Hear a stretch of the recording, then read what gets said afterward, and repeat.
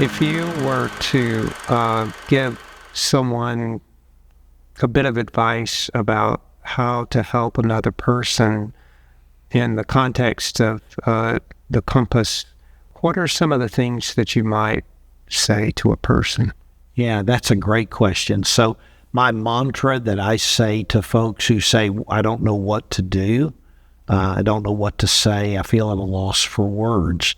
My mantra, let's see if I can get these all right, is to show up, shut up, ask up, and keep up. To show up means to be present.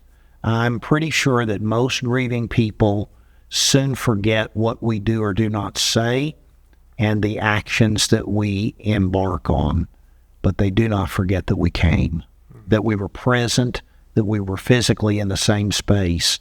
I have done it, and I know of many others who get on airplanes and fly all over the country to go to funerals for people that they care about because they feel the need to be present.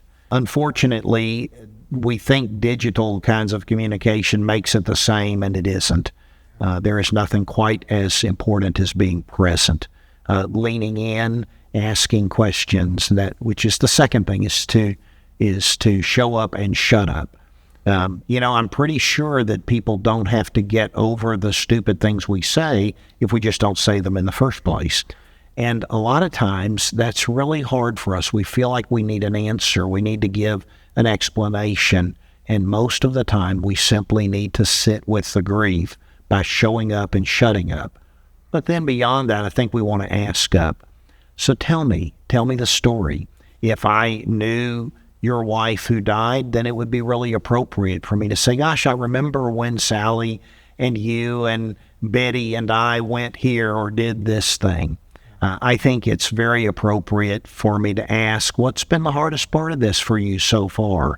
Where do you find the most difficult times of the day and the hardest days of the week? And I might even call if you tell me that Sunday afternoon is terrible, then I may make a little jog a memory in my calendar on my Outlook to give you a call on Sunday afternoon. Just say, hey, Dan, I was just checking in on you. I knew you said Sunday afternoons were tough. So that's to ask up, to ask questions, starting with what, when, where, how, and who.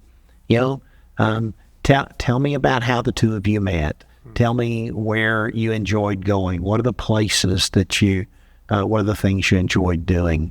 And then to keep up, to keep on calling. Most bereaved people feel pretty forgotten, a few weeks after the death of their loved one. They think nobody's calling anymore. Often even adult children don't call much.